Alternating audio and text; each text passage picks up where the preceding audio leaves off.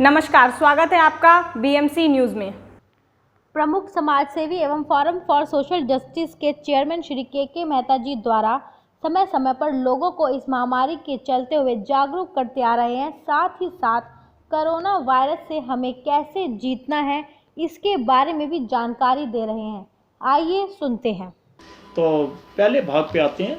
ये सेवक ने एक ब्रीफ अभी बनाया है, उसी से आपको मतलब साथ साथ पढ़ के बताता भी जाऊंगा, तो मेरे लिए भी इसी हो जाएगा कि क्यों सेवक का अनुभव रहा है इन दिनों का कि जिस जगह पे भी आप जाओ, दुकान पे, ऑफिस में या किसी के घर पर मजबूरी में, तो ऐसा महसूस होता है दोनों को, आमने सामने वाले को, कि कहीं मैं कोरोना पेशेंट के सामने तो नहीं हूँ। तो इसलिए मैं आप सबसे कहूँगा कि दहशत को दूर कर दो, अपने मन से निकाल दो इस वहम को, क्योंकि आप प्रॉपर डिस्टेंसिंग बना के रखिए और जहाँ पे आप जा रहे हैं वहाँ पे डिस्टेंस मेंटेन रखिए, हाथ मत मिलाइए, मास्क लगा हुआ होना चाहिए, उनके चेहरे पे भी आपके चेहरे पे। अगर घर पे जाते हैं तो और ज़रा अच्छी व्यवस्था कीजिए कि अपना सैनिटाइज कर दीजिए घर को। और दूसरा, अगर आपके पास सामर्थ्य है तो एक सिलेंडर मिलता है छोटा सा, वो अरेंज करके रखिए। जब कोई आपके यहाँ आए पहले उसको सैनिटाइज कर लीजिए और उनके जूते चप्पल बाहर उतरवाइए। वहाँ पे एक टूटी का अरेंजमेंट रखिए या पानी का अरेंजमेंट रखिए कि वहाँ पे हाथ धोए, अपने जूते चप्पल उतारे और 2 जोड़े अंदर रख दीजिए कि वो पहन के आपके अंदर आए, अगर उसका आना आपके लिए ज़रूरी है तो। नहीं तो आप अपने घर पे ना बुलाइए और ना ही जाइए, सेवक तो ये चाहेगा। लेकिन अगर मजबूरी में जाना पड़ता है तो आप ऐसे अरेंजमेंट कीजिए। और दूसरा ये है कि उसके भी मास्क लगाना चाहिए, आपके भी मास्क लगाना चाहिए, अपनी दूरी मेंटेन करके रखिए। तो इसमें आपको किसी तरह की कोई प्रॉब्लम होने की शक नहीं है। जहाँ तक ट्रीटमेंट की बात है, अगर आपको हॉस्पिटल से ले रहे हैं तो आपको सजेशन दे रहे हैं। अगर आप सामर्थ्यवान नहीं हैं तो सेवक ने आपको पहली और तीसरी वीडियो में डिटेल से ये समझाया कि आपने क्या डाइट लेनी है, कौन सी चीज़ें खानी हैं और आपने कौन कौन से प्राणायाम करने हैं, कौन सी एक्सरसाइज करनी है। आप उन पे चलोगे तो आपको इस तरह का कोई कोरोना का अटैक नहीं हो सकता, आपका इम्यून सिस्टम स्ट्रांग हो जाएगा। मेन दवाई भी क्या देते हैं, एंटीबायोटिक ही होती है ना, आपकी एंटीबॉडी सिस्टम को अपग्रेड करना होता है कि कोई भी वायरस आपको अंदर इफेक्ट ना कर सके। तो जब आप ये एक्सरसाइज करेंगे और जो आपको सेवक ने सजेस्ट किया वैसा करेंगे, या डॉक्टर्स आपको जैसे सजेस्ट कर रहे हैं वैसा करेंगे, तो आपका इम्यून सिस्टम स्ट्रांग हो जाएगा। तो ये कोरोना आपके लिए कोई प्रॉब्लम बनेगा ही नहीं। तो इसलिए घबराने की कोई आवश्यकता नहीं है। अपना ध्यान रखिए, अनचाही जगह पर मत जाइए, बगैर कारण के मत जाइए, बहुत ज़रूरी हो तो बाहर निकलिए। बाकी लॉकडाउन के आहिस्ता आहिस्ता सुधार होते जा रहे हैं, लेकिन सेवक अभी भी आपसे कहेगा कि ये मत सोचो कि हम कोरोना फ्री हो जाएंगे।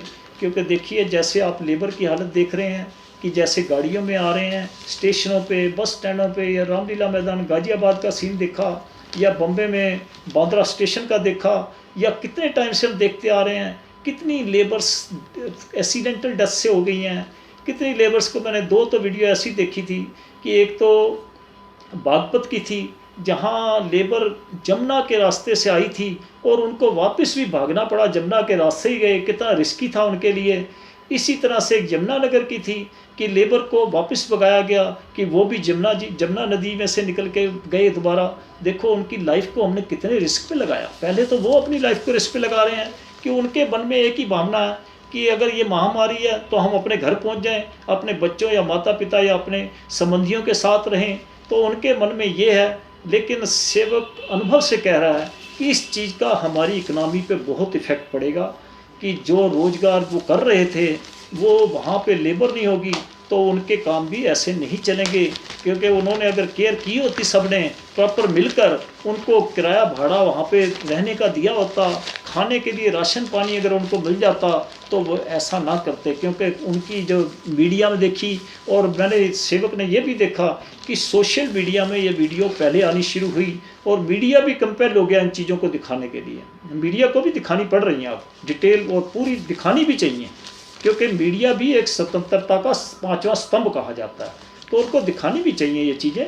तो इसलिए गरीब की बहुत बुरी हालत है। कोई ये नहीं है कि गरीब कोई मतलब भाई उसकी कोई हालत में सुधार हो गया। क्योंकि मेरे से कुछ महानुभावों ने ये भी पूछा था कि भाई दूसरा जो भाग है कि आपने ये बताया था कि आपने श्री मोरारजी देसाई जी से क्वेश्चन किया था कि हमारे देश में गरीब गरीब होता जा रहा है और अमीर अमीर होता जा रहा है, तो उसका उन्होंने उत्तर क्या दिया था और आज स्थिति क्या है, और अगर इसमें सुधार हुआ है तो ठीक है, नहीं हुआ तो आपकी तरफ से क्या सुझाव है। तो सेवक बीइंग ए सोशल एक्टिविस्ट आपके इस विषय को टच जरूर करेगा, लेकिन ज़्यादा डिटेल में नहीं जाएगा, सिर्फ इन्हीं कोरोना डेज में जो हो रहा है उन्हीं विषयों पर जाएगा कि वहीं से आप अंदाज़ा लगा लेंगे कि गरीब आदमी की इस समय क्या स्थिति है और पहले भी क्या स्थिति थी। क्योंकि अनुभव मेरा ये कहता है कि आज तक मेरे प्रभु आज तक भी कोई नहीं दे पा रहा, गरीबी का जवाब कोई नहीं दे पा रहा। देखो, जो वोटिंग होता है, वोट गरीबों के नाम से, गरीब किसानों के नाम से, शेड्यूल कास्ट के नाम से, शेड्यूल ट्राइब के नाम से, दलित के नाम से, लोअर मिडिल क्लास के नाम से हम सब लेते हैं और उसके बाद उनको भूल जाते हैं, जैसा कि आज स्थिति आपके सामने मीडिया में दिखाई दे रही है।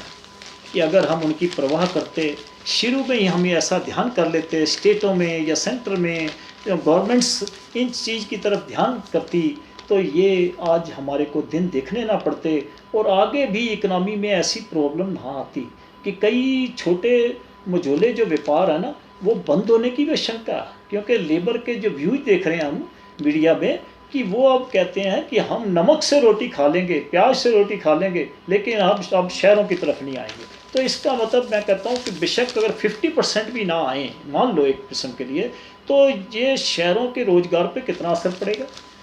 और दूसरा ये है कि गवर्नमेंट्स ने इन दिनों में उनको क्या दिया। अब गरीब के ऊपर क्योंकि बातचीत चल रही है, तो गवर्नमेंट्स ने जो अपना ये 20 लाख का पैकेज अनाउंस किया था कोरोना पे, मतलब जिसको नाम दिया गया था कि विकासशील, या मैं नाम देखता हूँ इसमें मैं लिखा हो तो आत्मनिर्भर, हाँ, आत्मनिर्भर बनाने के लिए। तो अब देखिए, गरीब परिवार को जब स्थापित होकर अपने गांव में जा रहे हैं इस स्टेटों में, तो उनको गवर्नमेंट की तरफ से क्या प्रोवाइड किया जा रहा है कि 5 किलो अनाज पर व्यक्ति पर मंथ और 1 किलो दाल पर फैमिली पर मंथ। यानी कि अगर 4 लोगों की फैमिली है तो 20 किलो अनाज और 1 किलो चने की दाल दी जाएगी। और अब इसकी आप कास्ट देख लीजिए, मैं कहता हूँ मैक्सिमम ये 500 रुपये की होगी, दोनों चीज़ें मिला के 500 रुपये महीने की उनको फैसिलिटी गवर्नमेंट दे रही है। और उसके लिए उनको लाइनों में लगना पड़ेगा वहाँ पे। और कई लोगों की मैंने स्टेटमेंट मीडिया में देखी, तो वो कहते हैं हमारे गवर्नमेंट का कुछ नहीं चाहिए, हमारे घर भेज दो बस।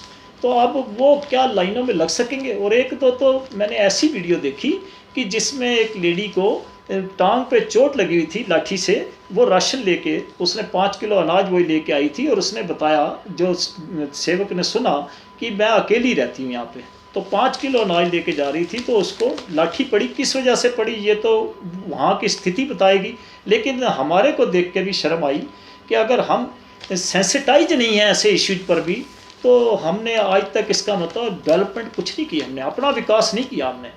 हम जितना मर्जी विकास कहते रहें कि हम विकास कर रहे हैं, लेकिन हम अपना ही विकास नहीं कर पाए, तो हमने क्या विकास किया।